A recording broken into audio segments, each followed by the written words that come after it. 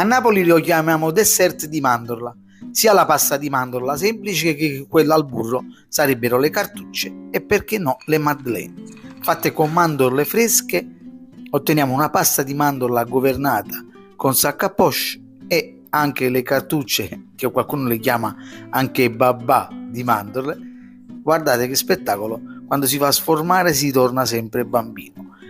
All'interno la pasta di mandorle deve essere morbida e croccante fuori, mentre le cartucce devono risultare molto morbidi. Andiamo a vedere questa ricetta. Benvenuti nel mio angolo di pasticceria. Oggi prepariamo il dessert di mandorle, biscotteria di mandorle sia classica con pasta di mandorle e messa al sac à poche e infornata, sia la parte questa al burro. A Napoli facciamo la parte di dessert al burro di mandorle negli stampi delle cartucce. È un classico della biscotteria napoletana. La prima cosa da fare è tritare le mandorle finemente e portarle al farina con un mixer, oppure potete utilizzare anche farina di mandorle già pronta. Allora, usiamo mandorle pelate e lo zucchero a velo. Lo zucchero a velo ci aiuta a non surriscaldare molto l'impasto, perché il semolato ovviamente va tritato di più. Mettiamo zucchero a velo e mandorle pelate in un buon mixer. Andiamo a fare a pulsazioni varie, non surriscaldiamo l'impasto, altrimenti non vengono bene le paste di mandorle e cacciano anche l'olio. Quindi, ottenuta questa farina di mandorle e zucchero, andiamo a inserire all'interno l'albume e anche gli aromi. Quindi inseriamo gli albumi d'uovo, quindi in 2 volte, più aroma arancia, vaniglia, mandorla amara, ovviamente tutto a piacere. Potete fare anche limone arancia grattugiata. Gli albumi, come vi dicevo, in 2 volte per vedere bene ovviamente a che stato si trova di morbidezza.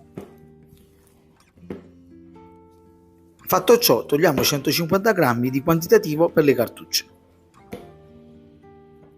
Fatta la pasta di mandorle, adesso facciamo l'impasto per le cartucce. Quindi semplicemente un recipiente a mano, potete fare anche con uno sbattitore o planetaria. Io lo faccio a mano nel recipiente che ho utilizzato per fare la pasta di mandorle, non l'ho anche lavato perché non c'era bisogno. Inserisco burro e zucchero a velo. Lo zucchero a velo ci aiuta ad avere un prodotto molto più soffice del zucchero semolato, e inseriamo la pasta di mandorle ottenuta messa da parte all'interno. Dopo fatto la crema di burro e zucchero, inseriamo la pasta di mandorle per evitare grumi. Fate questo passaggio. Quindi inseriamo le 3 uova intere ed andiamo a fare una pastella con questi ingredienti. Ecco, in questo modo. Poi inseriamo la fecola di patate e la farina 00. La fecola di patate ci aiuta ad avere un prodotto molto più soffice. Si può sostituire con qualsiasi altra polvere, anche direttamente con farina 00. Quindi, fatto anche il secondo impasto, andiamo a fare le paste di mandorla per primo. Quindi mettiamo un po' d'acqua in fondo alla teglia e inseriamo il foglio di carta da forno, altrimenti si muove ogni volta che andiamo a governare la pasta di mandorle, che risulta abbastanza dura.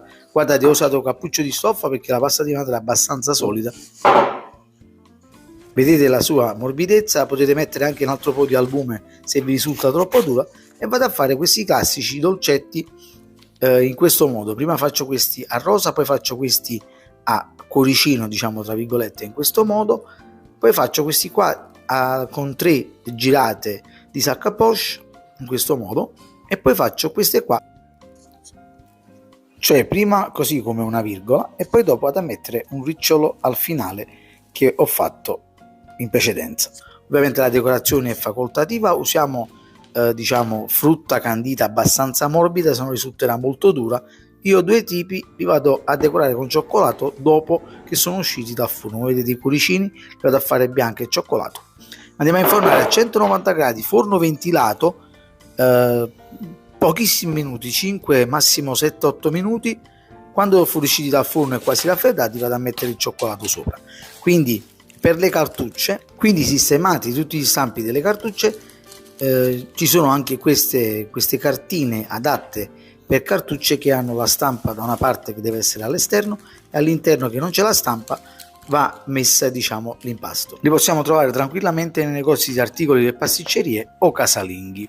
Sui siti internet anche li possiamo trovare. E vado a inserire in un sacco a poche. Ho usato stesso quello della pasta di mandorle e si va a riempire bene sul fondo fino all'orlo dello stampo. Quindi inforniamo a 200 gradi forno statico anche qui per pochi minuti, massimo 15 minuti.